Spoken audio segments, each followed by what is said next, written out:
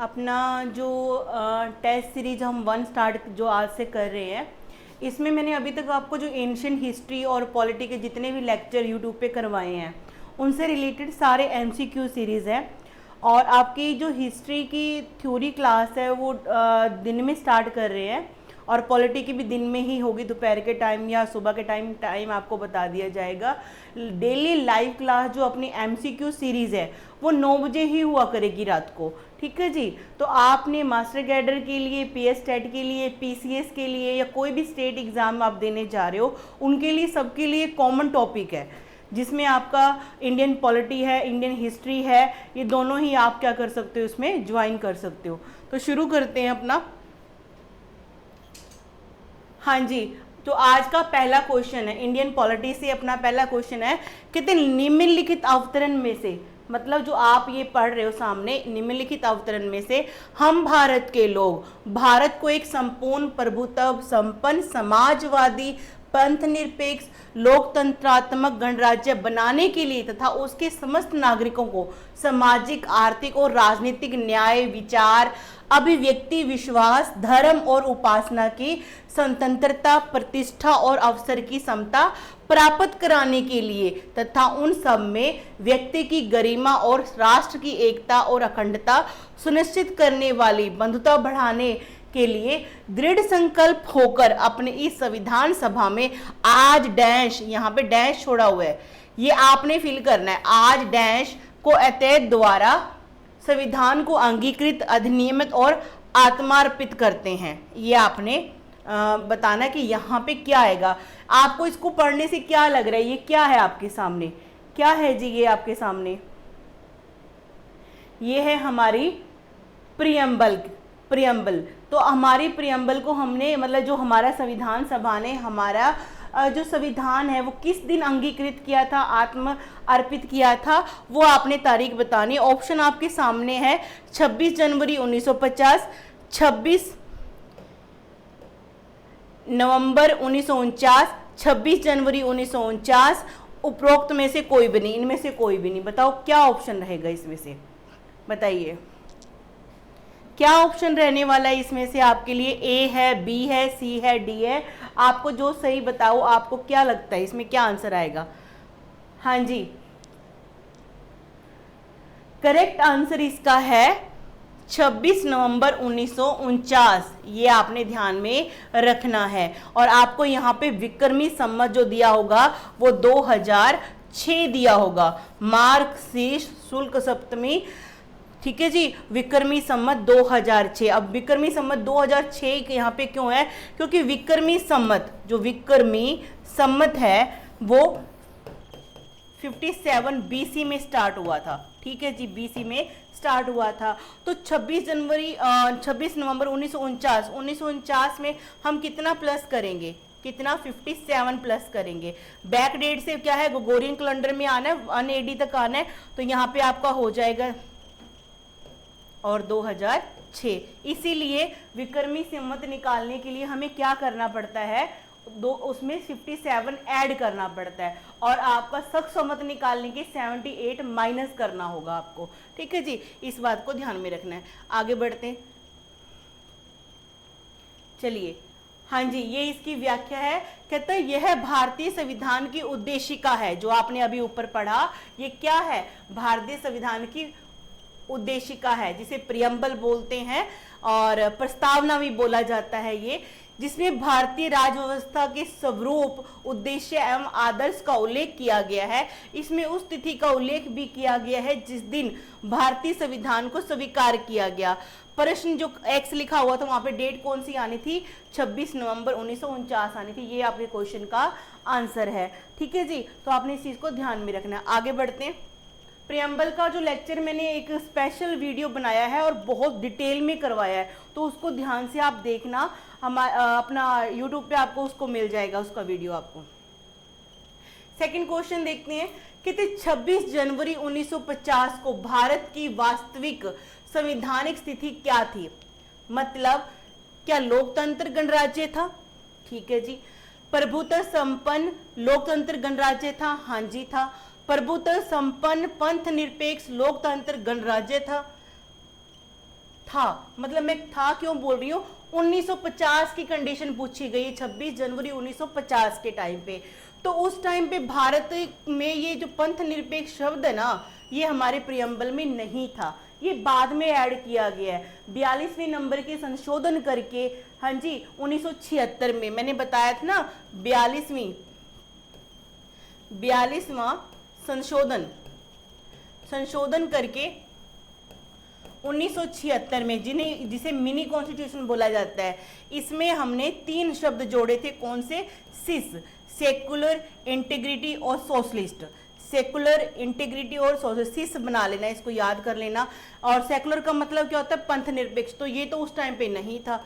अगला देखते हैं, प्रभुत्व, संपूर्ण प्रभुत्व संपन्न समाजवादी। समाजवादी भी तब नहीं था, 1950 की कंडीशन में समाजवादी शब्द नहीं जोड़ा गया था। पंथ निरपेक्ष भी नहीं था। हाँ जी, तो लोकतंत्र गणराज्य था, बिल्कुल था, लेकिन अगर उससे भी बेटर आंसर निकाले तो ये भी था हमारा, संपूर्ण प्रभुत्व संपन्न लोकतंत्र गणराज्य। तो हमारा ऑप्शन क्या बन जाएगा? बी ऑप्शन सही बनेगा इसके मुताबिक। तो हमारा कौन सा आंसर सही बनने वाला है? बी बनने वाला है यहाँ पर। आगे देखते हैं। हाँ जी, इसकी व्याख्या देख लेते हैं। कहते 26 जनवरी 1950 को भारतीय गणतंत्र की संवैधानिक वस्तुस्थिति, भारतीय संविधान की तत्कालीन उद्देशिका के अनुसार संपूर्ण प्रभुत्व संपन्न लोकतंत्रात्मक गणराज्य की थी। समाजवादी, पंथ निरपेक्ष और अखंडता शब्द इसमें बाद में 42वें संशोधन अधिनियम 1976 की धारा 2 के द्वारा जोड़े गए थे। तो ये मैंने एक्सप्लेन करवा ही दिया आपको। थर्ड क्वेश्चन देखते हैं। थर्ड क्वेश्चन क्या है हमारा? कहते भारतीय संविधान की प्रस्तावना के सिलसिले में निम्नलिखित में कौन सा क्रम सही है? प्रस्तावना में कौन से शब्द में यानी कि सही दिए हुए, इसमें से कौन से शब्द है जो प्रस्तावना के अंदर है और कौन सा शब्द नहीं है? तो पढ़ते हैं। गणतंत्र है जी, बिल्कुल दिया हुआ है, सीक्वेंस में यही आता है, गणतंत्र आता है, ठीक है जी। जनवादी नहीं आता। धर्मनिरपेक्ष है जी, समाजवादी है जी, सार्वभौमिक सत्ता संपन्न है। पर लेकिन ये सीक्वेंस क्या है? गड़बड़ाई हुई है, सीक्वेंस सही नहीं है। आगे देखते हैं। सार्वभौम सत्ता संपन्न समाजवादी जनवादी, तो यहाँ पे जनवादी आ गया, तो ये हमारा आंसर नहीं होगा। सार्वभौम सत्ता संपन्न समाजवादी जनवादी धर्मनिरपेक्ष समाजवादी गणतंत्र, ये हमारा नहीं होगा, क्योंकि इसमें जनवादी तो प्रियम्बल में दे ही नहीं रखा शब्द। आगे सार्वभौम सत्ता संपन्न समाजवादी धर्मनिरपेक्ष जनवादी। अब जनवादी यहाँ पे सभी में आ गया, तो इनमें से कोई भी सही नहीं होने वाला। ये क्वेश्चन में थोड़ा सा गड़बड़ है, ये क्वेश्चन सही नहीं है यहाँ पे।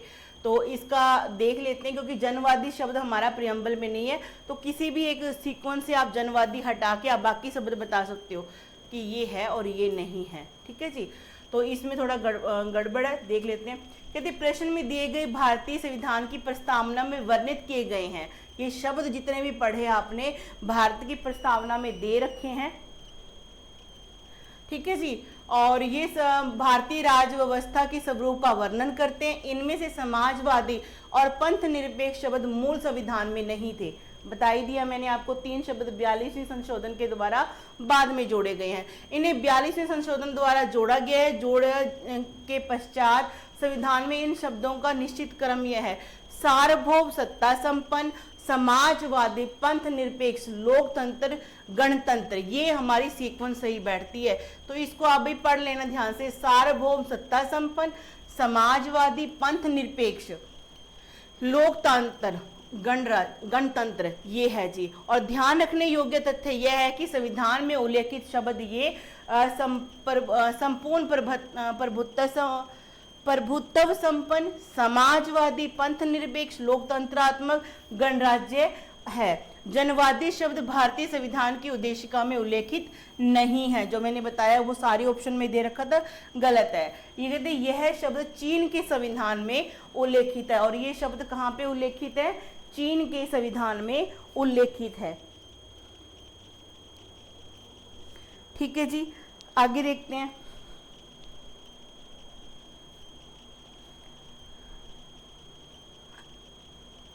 आगे देखते हैं अगला क्वेश्चन। हाँ जी, तो ये हमारे संविधान की क्या है, उद्देशिका। एक बार इसको देख लीजिए, जरूरी है इसको देखना।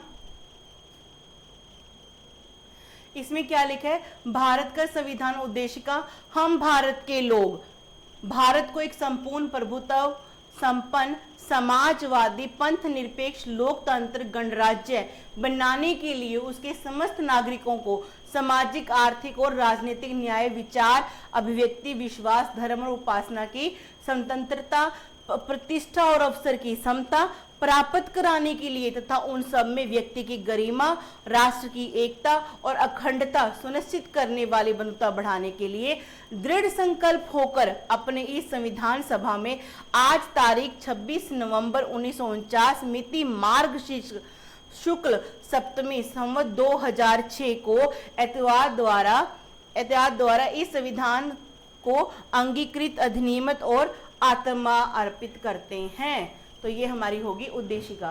फोर्थ क्वेश्चन देखते हैं अपना। फोर्थ क्वेश्चन क्या है जी, कहते भारत में लौकिक सार्वभौमिकता है क्योंकि संविधान की प्रस्तावना आरंभ होती है। लौकिक का मतलब यहाँ पे क्या ले रहे, किस शब्द से ले रहे, लोगों से। लौकिक मतलब जो भारत में लौकिक सार्वभौमिकता है, मतलब कि जो हमारे देश की असली प्रजा है, मतलब उसके अंदर ताकत है, लौकिक सार्वभौमिकता है। क्योंकि संविधान की प्रस्तावना आरंभ होती है, किन शब्दों से आरंभ होती है, प्रजातंत्र भारत शब्दों से, जनता के जनतंत्र शब्दों से, जनता के लोकतंत्र शब्दों से, हम भारत के लोग शब्दों से। हाँ जी, हम भारत के लोग शब्दों से ये स्टार्ट होती है। तो एक क्वेश्चन था, मैंने जब आपको सोर्सेज ऑफ इंडिया अपने कॉन्स्टिट्यूशन के सोर्सेज करवाए थे, उसमें जो हमने बताया था कि प्रियम्बल जो है, प्रियम्बल की लैंग्वेज ऑफ प्रियम्बल हमने कहाँ से ली है, बताइए कहाँ से ली है, कहाँ से ली है जी, ऑस्ट्रेलिया से लिया है। लैंग्वेज ऑफ प्रियम्बल पूछा जाए, लैंग्वेज ऑफ प्रियम्बल, प्रियम्बल ये हमने लिया है ऑस्ट्रेलिया से।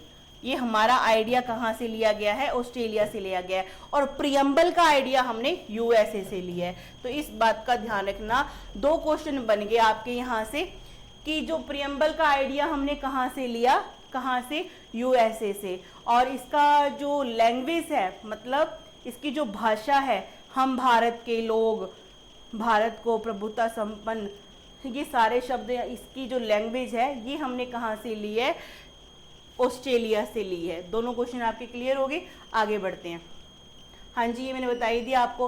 भारतीय संविधान की प्रस्तावना हम भारत के लोग, और इंग्लिश में पढ़ोगे तो आप क्या लिखा मिलेगा आपको, अगर मान लो हिंदी में ऑप्शन ही नहीं दे रखी, सीधा सीधा इंग्लिश में दे रखी है, तो आपकी ऑप्शन बनती है we the people of India. We the people of India शब्दों से शुरू होती है, अंततः भारत में लौकिक सार्वभौमिकता है। इसका अर्थ है जनता सर्वशक्तिमान है और किसी बाह्य सत्ता के अधीन नहीं है। आपने क्या ध्यान रखना है कि जो भारत की जनता है वो सर्वशक्तिमान है, ठीक है जी। यहाँ का जो प्रमुख है वो जनता के द्वारा इनडायरेक्ट वे से क्या होता है, इलेक्टेड होता है। मतलब हमारे रिप्रेजेंटेटिव, हमारे जो चुने हुए मेंबर ऑफ पार्लियामेंट जो हैं, उनको वो क्या करते हैं, आगे हमारे प्रमुख को चुनती है, ठीक है जी। आपने इस चीज को ध्यान में रखना है। तो जनता के पास सारी शक्ति, और हम किसी के अधीन नहीं, कोई भारी शक्ति हमारे ऊपर हावी नहीं है। हम अपने क्या स्वयं प्रभु हैं, हम अपने आंतरिक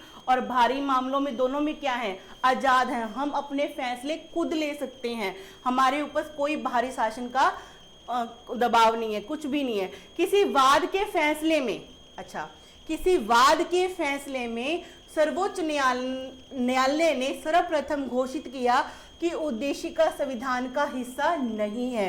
अच्छा, एक कुछ ऐसे केसेस आते हैं जिसमें ये बताया जाता है कि किसमें जो उद्देशिका है, प्रस्तावना है, प्रियम्बल है, कि भारत की संविधान का हिस्सा है, भारत की संविधान का हिस्सा नहीं है, या फिर भारत की संविधान का आंतरिक भाग है, इंटीग्रल पार्ट है। तो ये ऐसे क्वेश्चन काफी आते हैं, तो आपने ध्यान रखना है इन बातों को भी। किस केस में बोला, देखते हैं। बेरूबारी, हाँ जी बिल्कुल, गोलकनाथ, सज्जन सिंह, केशवानंद भारती के किस केस में ये बात बोली थी कि जो प्रस्तावना है संविधान का हिस्सा नहीं है? बताइए जी, सोचिए जरा, आंसर दीजिए। किस केस में कहा गया कि जो उद्देशिका है, प्रस्तावना है, भारतीय संविधान का हिस्सा नहीं है? तो क्या बताओगे आप? हाँ जी, बेरूबारी, बेरूबारी बिल्कुल सही, बेरूबारी 1960 वाला जो, ठीक है जी, इसमें कहा गया था कि जो प्रस्तावना है वो संविधान का भाग नहीं है। तो जो लैंडमार्क केसेज है जितने, गोलकनाथ है, LIC है, जितना भी बेरूबारी है, तो ये सारे के सारे, केशवानंद भारती केस है, ये सारे के सारे आपको डिटेल में वीडियो मिलने वाले हैं, और सारे बहुत अच्छे तरीके से, क्योंकि इससे भी हमारे क्वेश्चन आते हैं। बताओ भी कितने जजेस थे, ठीक है, किस साल हुआ था, कौन कौन थे, और क्या जजमेंट आई थी। तो इस तरह के क्वेश्चन हमें एग्जाम में सॉल्व करने होते, तो सारे मार्क जो केसेस हैं वो एक एक आपको मैं डिटेल में करवाऊंगी, ठीक है जी। आगे बढ़े। हाँ जी, इसका जो व्याख्या देख लेते हैं। कहते बेरूबारी यूनियन के बाद में 1960 में सर्वोच्च न्यायालय ने सर्वप्रथम घोषित किया कि उद्देशिका संविधान का अंग नहीं है। केशवानंद भारती बनाम केरल राज्य के बाद में 1973 में जो हुआ था, सर्वोच्च न्यायालय ने उपयुक्त निर्णय को पलटते हुए उद्देशिका प्रस्तावना का संविधान का भाग मान लिया था।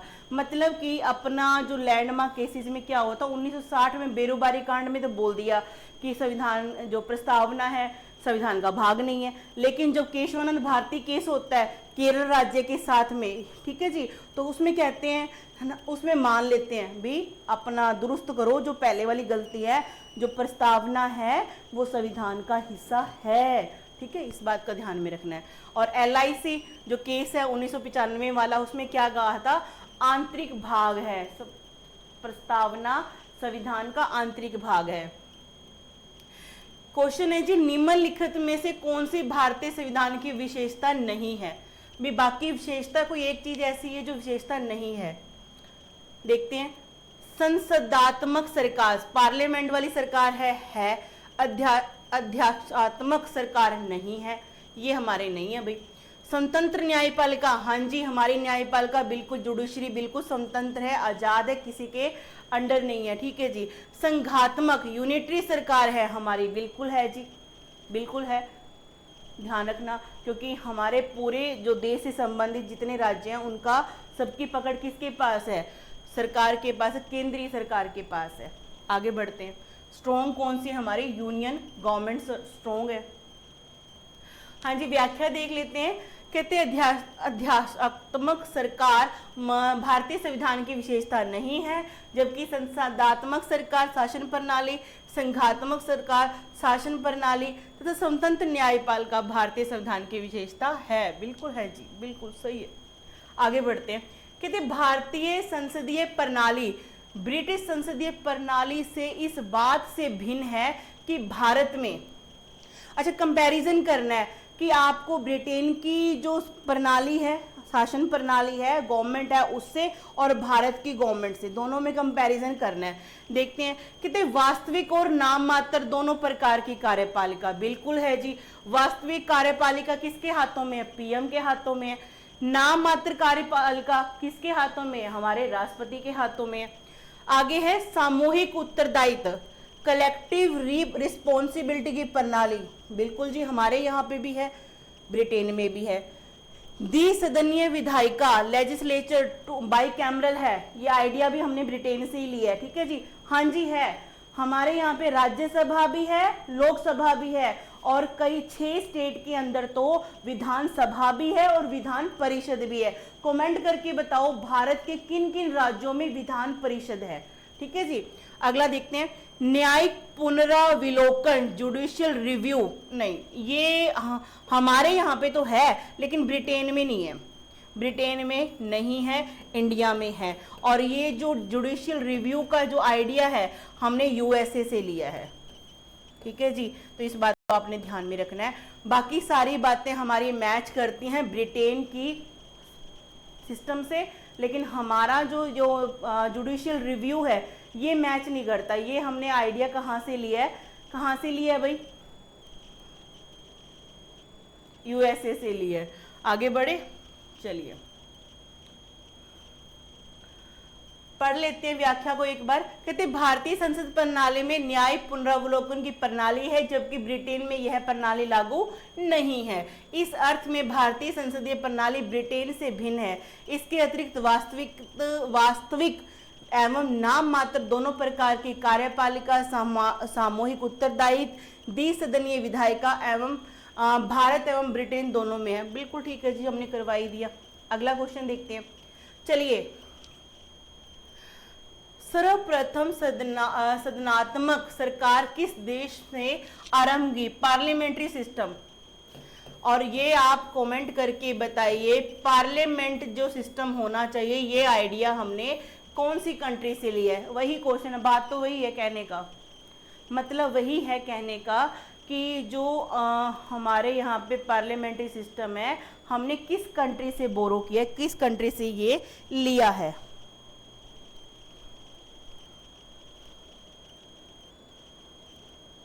जगजीत सिंह जी, आप एक्सक्यूज मी मैम, आप कौन सी बुक फॉलो करते हैं?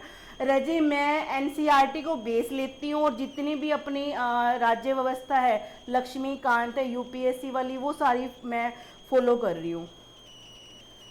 पारस Soni, good ma'am, thank you ji, thank you. NCERT को बेस लेके चलती हूँ बच्चे मैं। आगे चलते हैं, तो भाई इसका आंसर फटाफट से ब्रिटेन से। जगजीत सिंह का आंसर बिल्कुल सही बताया। जगजीत सिंह जी वेरी गुड, आपका आंसर बिल्कुल सही है। ए ऑप्शन आएगी 8th क्वेश्चन की। यूके से, ब्रिटेन से, और पूरे वर्ल्ड में सबसे पहले जो पार्लियामेंट सिस्टम कहाँ पे लागू हुआ था? ब्रिटेन में हुआ था, और यहीं से हमने इसका क्या लिया है? आइडिया लिया था। शर्मा जी यूके, शर्मा जी आपका भी बिल्कुल सही है। ओके जी, गुड।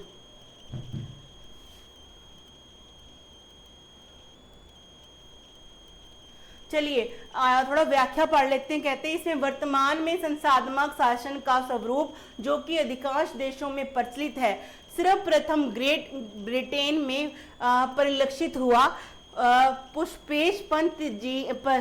पुष्पेश पंत ने अपनी पुस्तक विश्व का इतिहास में स्पष्ट लिखा है कि ब्रिटेन में संसदीय प्रणाली का आविर्भाव संसार के किसी भी देश से पहले हो गया था। ठीक है जी, सबसे पहले वर्ल्ड में कहाँ पे आया था? यहाँ आया था। 9th क्वेश्चन क्या कहता है कि भारत में दलविहीन प्रजातंत्र किसने प्रस्तावित किया था? S.A. डांगे, महात्मा गांधी, राम मनोहर लोहिया, जयप्रकाश नारायण।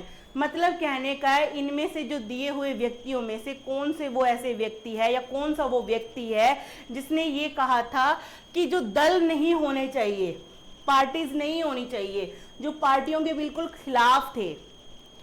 ऐसे कौन सा व्यक्ति या ऐसे कौन सी व्यक्ति, एक से ज्यादा भी हो सकते हैं, आप बताइए ऐसा कौन सा वो व्यक्ति है जो उसने अपना प्रपोजल रखा था कि पार्टी सिस्टम नहीं होना चाहिए, प्रजातंत्र होना चाहिए, लोगों का सिस्टम होना चाहिए, लेकिन दलविहीन होना चाहिए। ऐसा किसने कहा था?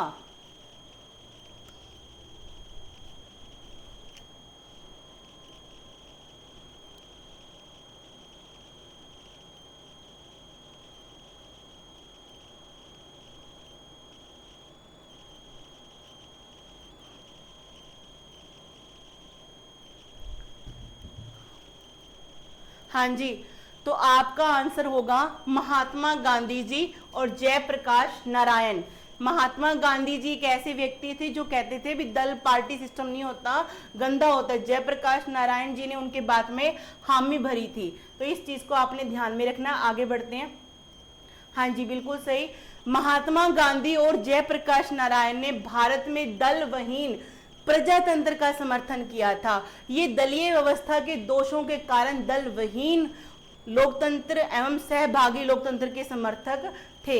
ठीक है जी, उन्होंने बोला कि पार्टी सिस्टम नहीं होना चाहिए, पार्टी में बहुत सारे दोष होते हैं। कहते ये क्या करते हैं कि धर्म के नाम पे, जाति के नाम पे अपने अपने समूह बना लेते हैं, अपने अपने फेवर्स इकट्ठे कर लेते हैं और एक दूसरे से भिड़ते रहते हैं और एकता कभी बनेगी नहीं। ये विचार किसके थे? महात्मा गांधी के थे। ठीक है जी। आपने इस चीज को ध्यान में रखना है, तो ऐसी बातें ही पता होना चाहिए। 10th क्वेश्चन देखते हैं, कहते गणतंत्रीय अवधारणा से संबंधित निम्नलिखित में से एक नहीं है। अरे भाई, गणतंत्र क्या होता है भाई? जहां का जो रिप्रेजेंटेटिव होगा वो क्या होना चाहिए? इलेक्टेड होना चाहिए। ठीक है जी। कहते एक राज्य जिसमें जनता सर्वोच्च हो। हाँ जी, ठीक है, बिल्कुल सही है। गणराज्य का मतलब ही होता है, गण मतलब लोग, तंत्र मतलब सिस्टम, लोगों का सिस्टम। तो ये बात तो सही बोल दी। सर्वोच्च शक्ति निर्वाचित प्रधान में निहित होती है, ये बात भी सही है। भी जो पावर है ना, किसके हाथों में होगी? जिसको लोग चुनेंगे। जैसे हमारे राष्ट्रपति हैं, हमारे देश के प्रमुख तो राष्ट्रपति हैं, और उनको कौन चुनता है? हमारे द्वारा चुने हुए। ठीक है जी। तो इनडायरेक्ट क्या होगी? हमारी डेमोक्रेसी हो जाती है, लोग ही चुनते हैं। अगला ऑप्शन देखते हैं, सर्वोच्च शक्ति एक राजा के समान एक ही व्यक्ति में नहीं। तो ये बात तो जम नहीं रही, ये जम नहीं रही। कहता है कि सर्वोच्च शक्ति, सारी की सारी सबसे मेन पावर किसके हाथ में? एक राजा के समान एक ही व्यक्ति में। ना भाई ना, ये तो गलत बात है, ऐसा नहीं होगा। एक ऐसी सरकार जो जनता द्वारा निर्वाचित प्रतिनिधियों की हो। बिल्कुल सही, हमारी सरकार जनता द्वारा निर्वाचित होती है और हमारे प्रतिनिधि आगे क्या करते? सरकार बनाते हैं। इसका मतलब क्या हुआ? इनडायरेक्ट वे से सरकार किसकी है? लोगों की सरकार है। ठीक है जी। तो गणतंत्र में एक बात को और नियम मुख्य ये नहीं है, एक व्यक्ति के पास पावर कैसे दे दें भाई? नहीं दे सकते, फिर तो डिक्टेटरशिप हो जाएगी। व्याख्या देखते हैं। कहते गणतंत्रीय अवधारणा से संबद्ध नहीं है, जबकि अन्य विकल्पों में प्रस्तुत गणतंत्रीय अवधारणा निर्वाचित लोकतंत्रीय प्रणाली के स्वरूप है। सी ऑप्शन आएगा, बाकी सारे गलत हैं भाई, और बाकी सारे सही है, सी ऑप्शन गलत है। कहते नए राज्यों के गठन की शक्ति नहीं है, मतलब नए राज्य का गठन करना है। जैसे आंध्र प्रदेश से तेलंगाना अलग किया, महाराष्ट्र से छत्तीसगढ़ को अलग किया,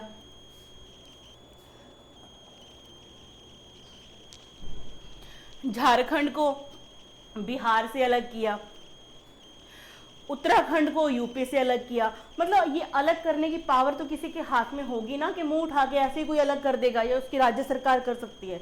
नहीं भाई, राज्य सरकार के पास ये पावर नहीं है। ये सीधा सीधा कौन करेगा? आप बताओ, ऑप्शन है आपके पास।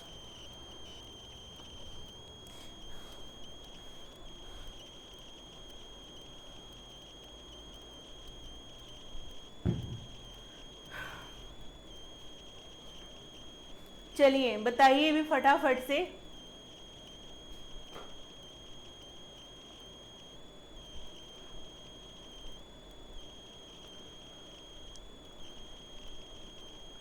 हाँ जी, तो क्या ऑप्शन बनेगा?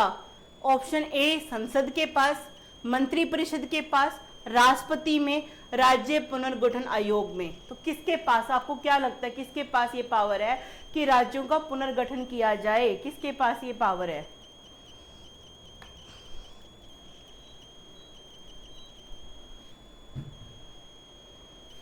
हाँ जी, ये पावर है पार्लियामेंट के पास।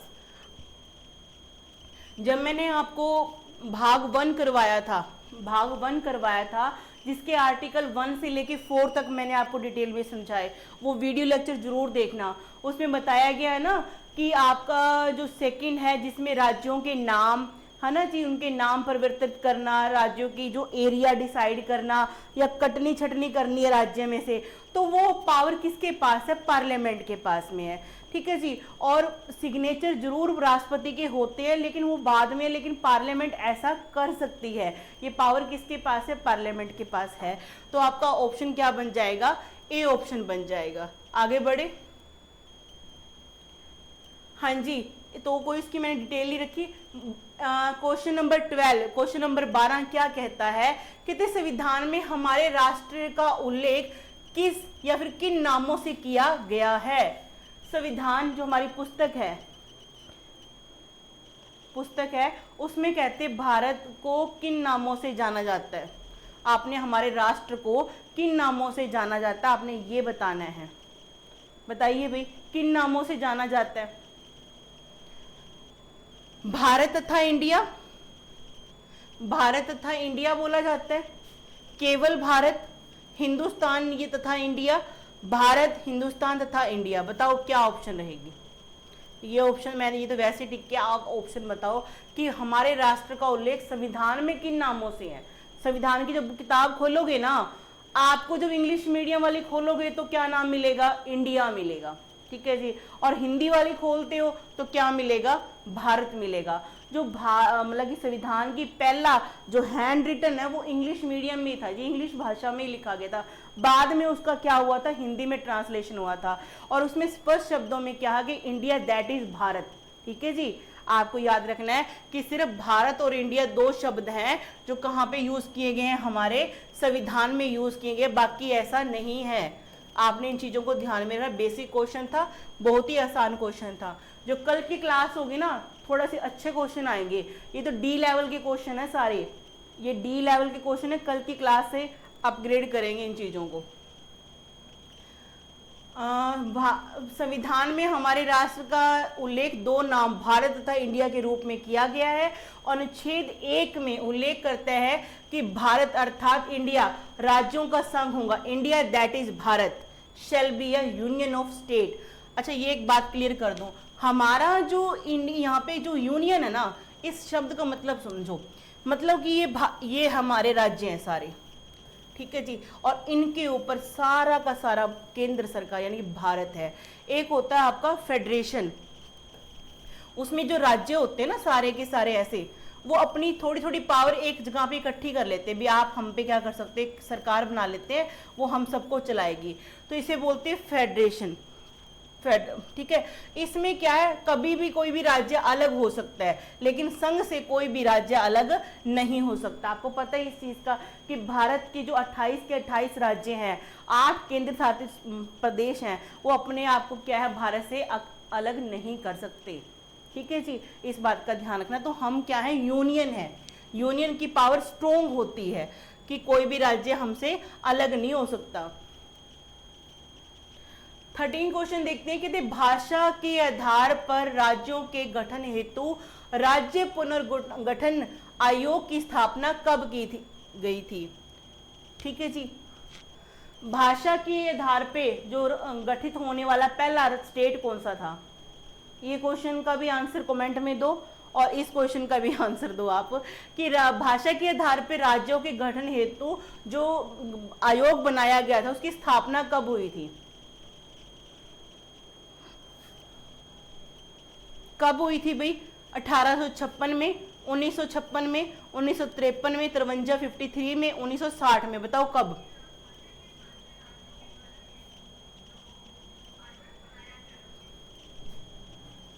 बताओ भी कब हुआ था जी इसका गठन?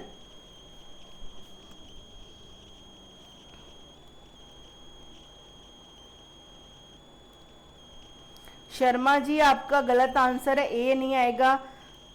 अमन आपका गलत आंसर है,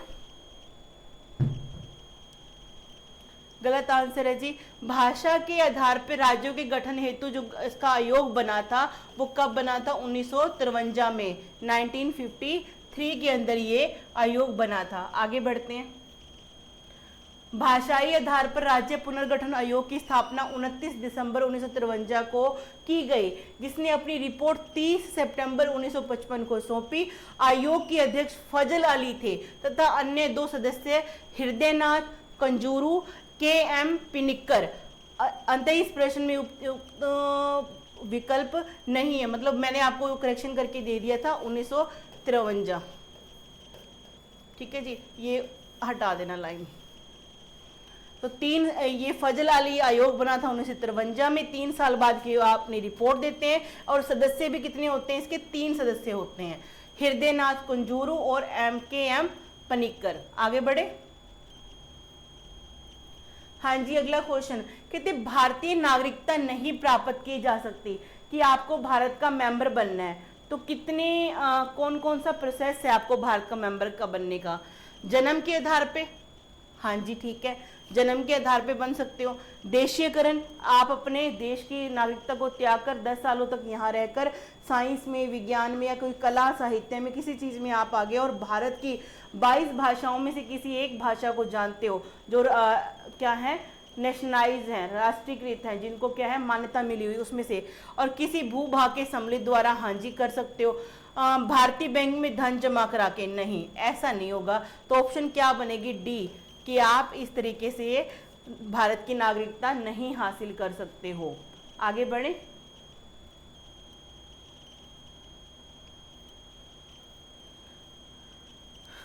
यहां देखिए, भारत की नागरिकता आपको मिलेगी जन्म के आधार पर, ठीक है जी, रक्त संबंध या वंश क्रम के आधार पर। वंश के आधार पर मतलब आपके दादा दादी भी यहीं पे है और आप एक वंश के दूसरे वंश से तीसरे वंश से यहीं पैदा होते आ रहे हो। राष्ट्रीय रजिस्ट्रेशन, आप यानी कि रजिस्ट्रेशन करवा के फॉर्म फिल करके भी यहाँ के क्या बन सकते हो, भारत के वासी बन सकते हो। देशीकरण, जो भी मैंने समझाया आपको, किसी भूभाग को भारत में सम्मिलित द्वारा। एग्जाम्पल आपकी सिक्किम बेस्ट रहेगी। 1975 में जब सिक्किम को भारत में मिलाया गया था तो वहाँ के जो वासी हैं वो अपने आप ही क्या बन गए, भारत के नागरिक बन गए, ठीक है जी। इन तरीकों से आप नागरिकता प्राप्त कर सकते हो। धन जमा कराने से आप नागरिक नहीं बनोगे जी, ये एक तो व्यवसाय है, कोई व्यवसायिक काम के लिए आप करा सकते हो, लेकिन नागरिकता प्राप्त नहीं होगी। भारत का एक नागरिक अपनी नागरिकता खो देगा यदि वह, मतलब ऐसा क्या होगा कि भारत का नागरिक अपनी नागरिकता खो दे, ऐसा क्या काम होगा, ऐसा क्या होगा कि भारत के नागरिक अपनी नागरिकता खो दे, वंचित हो जाए, ऐसा क्या होगा। कहते हैं भारतीय नागरिकता का परित्याग करता है, अपने आप छोड़ दे, स्वेच्छा से अन्य देश की नागरिकता प्राप्त कर ले, ठीक है जी, किसी अन्य देश के नागरिक से विवाह करके, सरकार की आलोचना करके। विवाह करके भी आपको नागरिकता समाप्त नहीं होती है, सरकार की आलोचना करके भी आपकी नागरिकता समाप्त नहीं होती है। तो आपका क्या ऑप्शन बनेगा, नागरिकता खो देगा यदि वह, आपका ऑप्शन बनेगा एक और दो, एक और दो, ऑप्शन सी, यानी कि एक और दो।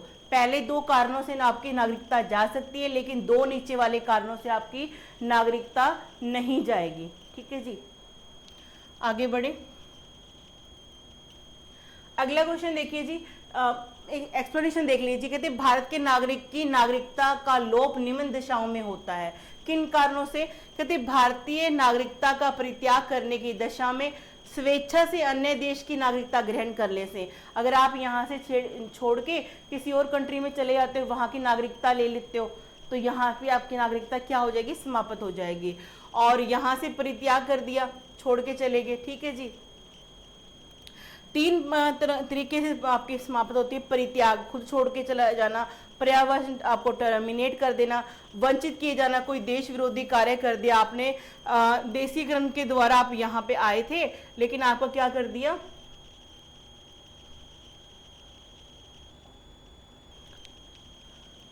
आपने यहाँ पे कोई देश विरोधी कार्य किया, तो आपकी नागरिकता क्या हो जाएगी, समाप्त हो जाएगी। इस बात को आपने ध्यान में रखना। आगे बढ़े।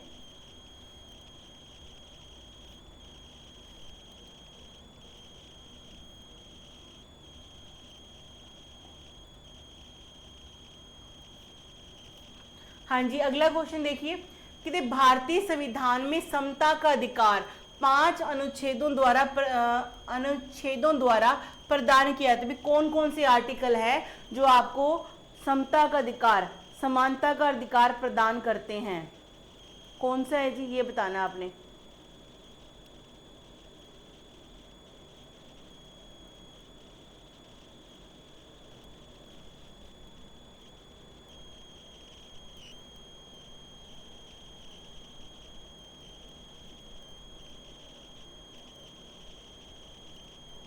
हाँ जी, आपका जो फंडामेंटल राइट्स हैं, 6 आपके फंडामेंटल राइट्स है। पहला आपका अधिकार कौन सा है, समता का अधिकार, जो आर्टिकल आपके 14 से लेके 18 तक है उसमें पूछा है।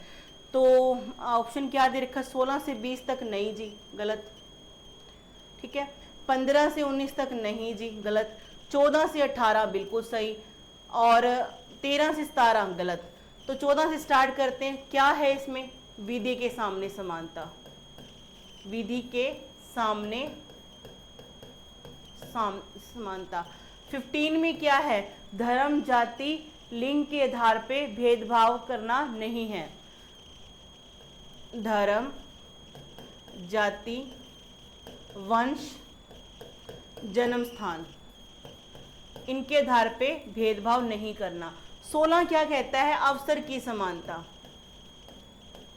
अवसर की समानता। 16 क्या कहता है, अवसर की समानता। 17 क्या कहता है, छुआछूत संबंधी, छुआ छात नहीं करना, इससे संबंधित है। 18 क्या कहता है आपका, अबोलिश टाइटल्स। आप सिर्फ एजुकेशनल और आपके सैनिकों वाले क्या है आर्टिकल्स रख सकते हो, बाकी आपको कोई भी आर्टिकल नहीं रखना है, टाइटल नहीं रखना, सॉरी टाइटल नहीं रखना। उपाधियों का अंत, उपाधियां नहीं रख सकते हो आप, राजा जी, बहादुर जी, है ना, इस तरह की आपको उपाधियां रखने का अधिकार नहीं है। आगे बढ़ते हैं। ये मैंने आपको कराई दिया सारा। अगला 17वां क्वेश्चन देखते हैं। कहते क्वेश्चन है आपका 17वां, 6 वर्ष की आयु से 14 वर्ष की आयु के बीच के सभी शिशुओं को शिक्षा का अधिकार ये कहाँ दिया हुआ है, राज्य की नीति नीतिक सिद्धांतों में सम्मिलित है जी, मूल अधिकार में भी है जी बिल्कुल, संवैधानिक अधिकार उपरोक्त में से कोई नहीं। तो बताइए इसका क्या आंसर क्या बनेगा। शिक्षा का अधिकार आपका कैसा अधिकार है, मूल अधिकार है, राज्य के नीति निर्देशक तत्वों में सम्मिलित है, बिल्कुल है जी, संवैधानिक उपरोक्त में से कोई नहीं। तो क्या ऑप्शन बनेगी आपका, बी ऑप्शन, मूल अधिकार, मूल अधिकार में है। देखो ये दोनों ही सही थे। इसमें क्या बात कही गई है कि राज्य के नीति निर्देशक तत्व ऐसे नॉन जस्टिएबल है, मतलब अगर आप नहीं करोगे तो नहीं करोगे, कोई राज्य के ऊपर आपके ऊपर डंडा नहीं है कि राज्य कल्याणकारी राज्य के लिए सिद्धांत है ये सिर्फ, लेकिन मूल अधिकार में आपका 21A में दिया हुआ है ये, ठीक है जी। और 86वां संविधान संशोधन करके 2002 में ये जोड़ा गया था। सांविधिक यानी कि छोड़ दो आप इस चीज को, बस इतना ध्यान रखो कि मूल अधिकार में है, 21A में ये सम्मिलित किया गया। व्याख्या देख लेते हैं, इसको आपको क्लियर हो जाएगा। और कहते 86वें संविधान संशोधन अधिनियम 2002 के द्वारा प्राथमिक शिक्षा को मूल अधिकार बना दिया गया।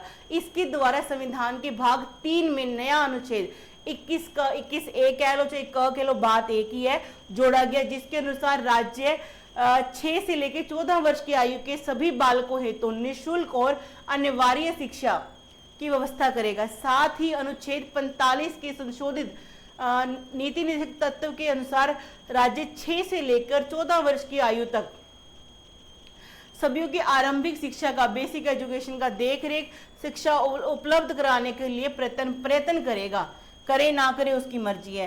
कहते हैं इसी अनुक्रम में शिक्षा का अधिकार 2009 संसद द्वारा पारित किया गया।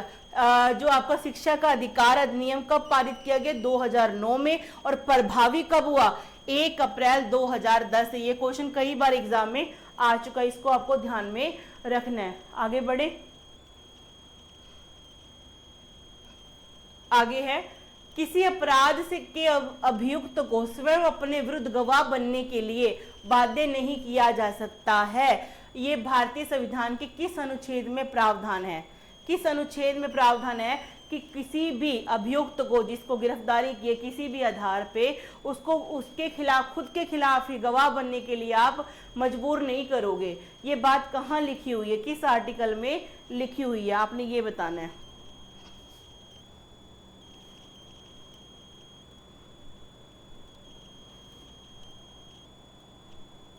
ये बात बतानी है कि कहां पे, किस आर्टिकल में लिखी हुई है जी, देख लेते हैं। 21 में बताओ क्या है जी, जीने का अधिकार। जीने का अधिकार कहां पे लिखा हुआ है, 21 में, अनुच्छेद 21 में जीने का अधिकार दिया हुआ है। 22 में क्या दिया हुआ बताओ आपका,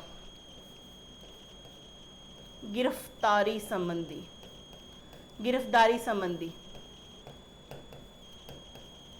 भी आपको वारंट दिखाना होगा और आपको मतलब अपने वकील खुद कर सकते हो आप अपना। 74 में क्या दिया हुआ है, पीएम की नियुक्ति दिया, प्रधानमंत्री की नियुक्ति दे रखी है किसके द्वारा, राष्ट्रपति के द्वारा। तो आपका आंसर क्या बनेगा इस क्वेश्चन का, क्या बनेगा जी, अनुच्छेद 20 का पार्ट 3 में यह बात कही गई है कि किसी भी अभियुक्त को स्वयं को अपने विरुद्ध गवाही देने के लिए बाध्य नहीं किया जाएगा, मजबूर नहीं किए जाएगा। इस बात का आपने ध्यान रखना है। आगे बढ़े।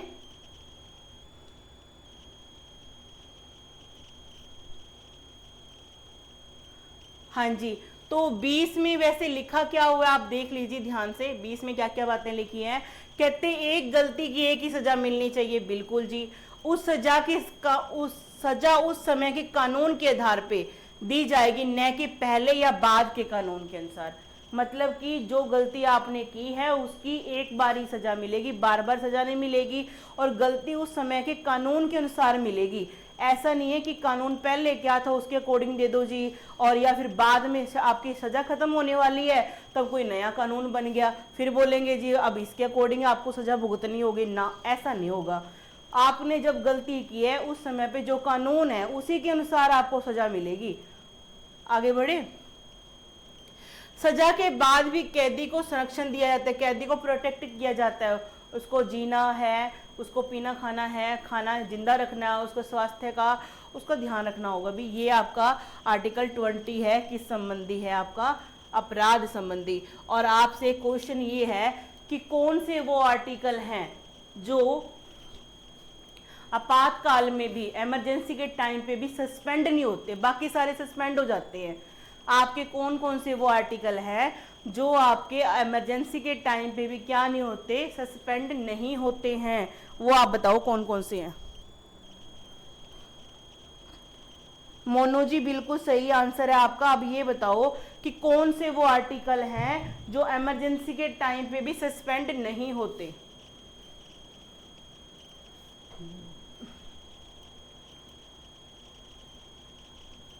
हाँ जी, अगला क्वेश्चन।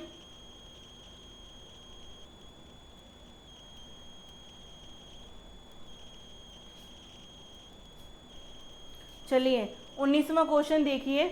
हाँ जी, 20 और 21 दोनों, अपराध संबंधी वाला और 21 जीने का अधिकार। इमरजेंसी लग गई, चाहे कोई सी भी इमरजेंसी, चाहे स्टेट इमरजेंसी है चाहे राष्ट्र का आपातकाल है, तो आपके जो है 20 और 21 आर्टिकल सस्पेंड नहीं होते, बाकी सारे सस्पेंड हो जाते, रुक जाते हैं एक टाइम के लिए, बाकी नहीं होते। चलो, मैंने आपको ये करवाया था कि जब आपको मौलिक अधिकार करवाए उसमें आपको बताया था कि जो आर्टिकल 32 है, संवैधानिक उपचार, कॉन्स्टिट्यूशनल रेमेडीज है, जो कॉन्स्टिट्यूशनल रेमेडीज है मतलब बाकी सारे मौलिक अधिकारों को प्रोटेक्ट करता है, उसके लिए सुप्रीम कोर्ट रिट जारी करती है। रिट कितने प्रकार की होती है, पहले तो यही क्वेश्चन आपके लिए, रिट कितने प्रकार की होती है बताओ भाई, रिट कितने प्रकार की होती है। चैप्टर बड़ा डिटेल में करवाया है मैंने आपको, ये रिट कितने प्रकार की होती है। हाँ जी बताओ बताओ जल्दी बताओ।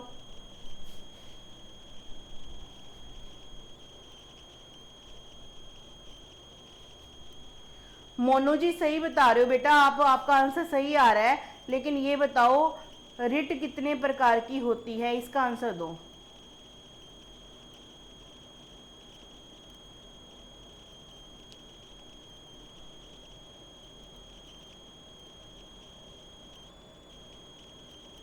शर्मा जी गलत है आपका आंसर।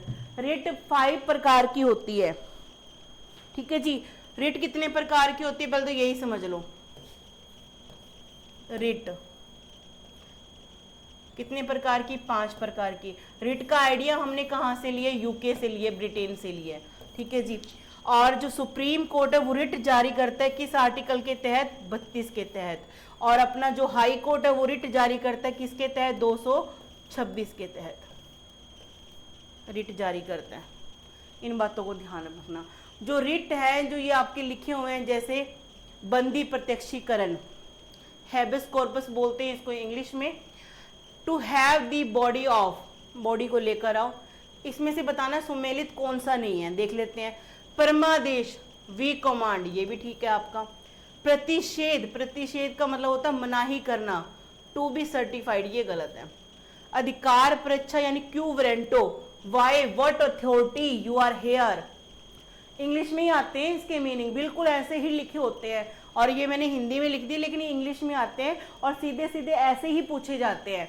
बताइए कि जो प्रतिषेध है इसका तो मतलब होता है मनाही करना, रोकना, ठीक है जी, रोकना होता है इसका। और टू बी सर्टिफाइड का सर्टरी रिट है, कौन सी रिट है, सर्टेरियोरी रिट, किसके लिए, टू बी सर्टिफाइड के। ये पांचों की पांचों मैं फिर से आपको एक्सप्लेन कर देती हूँ, यहाँ पर ध्यान से देखिए, ये पांचों आपके सामने लिखी हुई, और ये जो वर्ड है ना लैटिन वर्ड है सारे के सारे। बंदी प्रत्यक्षीकरण इंग्लिश में बोलते हैं इसको हैबिस कॉर्पस, और इसका मतलब होता है टू हैव द बॉडी, कि बॉडी को लेकर आइए, 24 घंटे के अंदर आपको न्यायालय में पेश करना होता है, मतलब गिरफ्तारी होगी है, लेकिन आपको 24 घंटे के अंदर आपके जो जिस व्यक्ति को गिरफ्तार किया गया है उसको अभी कोर्ट में पेश नहीं किया गया, तो आप पेश करो भी इसको, ये इस तरह से क्वेश्चन है आपका।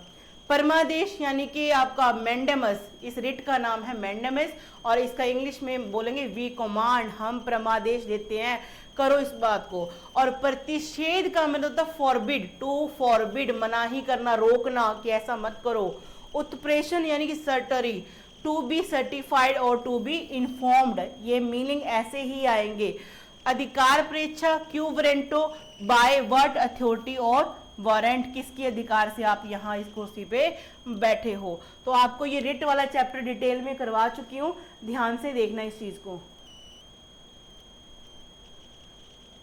हाँ जी, आगे बढ़े। आज का ये लास्ट क्वेश्चन है आपके लिए, कल की क्लास अपन करेंगे, ये आज ये लास्ट क्वेश्चन है। अभी आप यहाँ देखो 20वां क्वेश्चन देखो ध्यान से। 20वां क्वेश्चन क्या कहता है, कहते हैं भारत में संपत्ति के अधिकार की क्या स्थिति है। संपत्ति का अधिकार यानी कि जो प्रॉपर्टी का अधिकार है वो कैसा है। यह विधिक अधिकार है जो केवल नागरिक को प्राप्त है, ठीक है जी। यह विधिक अधिकार है जो किसी भी व्यक्ति को प्राप्त है। यह मूल अधिकार है जो केवल नागरिकों को प्राप्त है। यह न तो मूल अधिकार है न विधिक अधिकार है। बताओ कैसा अधिकार है, संपत्ति का अधिकार हमारा कैसा अधिकार है। संपत्ति का अधिकार हमारा कैसा अधिकार है, ध्यान से सुन लीजिए, ये बड़ा इंपॉर्टेंट क्वेश्चन है और कई बार एग्जाम में आया हुआ है। देखते हैं, कहते हैं 44वें संविधान संशोधन अधिनियम 1938 द्वारा संपत्ति के अधिकार को मौलिक अधिकारों की सूची से हटा के भाग 12 पार्ट 12 में वित्तीय संपत्ति संविदाएं और वाद के अध्याय 4 में रख दिया गया, ठीक है जी इसमें। और यह कहते हैं इसमें कौन सा आर्टिकल, 300 का आर्टिकल में ये लिख दिया गया। पहले जो संपत्ति का जो राइट था ना, आर्टिकल 31 में आपका फंडामेंटल राइट्स के अंदर दिया हुआ था। टोटल 7 हमारे फंडामेंटल राइट्स हुआ करते थे, ठीक है जी। 30 अपना आप कहते हैं ना 12 से लेके 35 तक ये आपके फंडामेंटल राइट है। उसमें से जो 31 वाला था संपत्ति का अधिकार हुआ करता था, लेकिन 44th अमेंडमेंट करके 1978 के अंदर उसको वहां से हटा दिया गया फंडामेंटल राइट से, और कहाँ रख दिया गया, कहाँ रख दिया गया अभी, पार्ट 12 में और आर्टिकल 300A में उसको वहां पे रख दिया जाता है। तो अब वो हमारा फंडामेंटल राइट ना होकर कानूनी अधिकार है, ठीक है जी। कौन सा अधिकार है, कानूनी अधिकार बन चुका है। तो हमारा यहाँ पे ऑप्शन देखिए कौन सा है, बी ऑप्शन। यह विधिक अधिकार है जो किसी भी व्यक्ति को प्राप्त है, ठीक है जी। ये हमारा कौन सा है, विधिक अधिकार, विधिक अधिकार है जो किसी भी व्यक्ति को प्राप्त है। और यही केवल नागरिकों को नहीं, भी बाहर का जो व्यक्ति है वो भी अपना यहाँ पर क्या है, प्लाट वगैरह खरीद सकता है, लेकिन कृषि भूमि या कृषि भूमि नहीं खरीद सकता। बाकी सारा यहाँ पे घर वगैरह बनाने के लिए जमीन ले सकता है। आगे बढ़े, चलिए 20 क्वेश्चन करते हैं। तो डेली अपनी जो लाइव क्लास है वो 9 o'clock हुआ करेगी, जिसके अंदर आपको सारे के सारे इंडियन पॉलिटी, इंडियन हिस्ट्री के क्वेश्चन जो सुबह मैं आपको थ्योरी क्लास करवाती हूँ उससे ही रिलेटेड आपको इवनिंग में MCQ सॉल्व करने हुआ करेंगे। लिए आज के लिए बस इतना ही।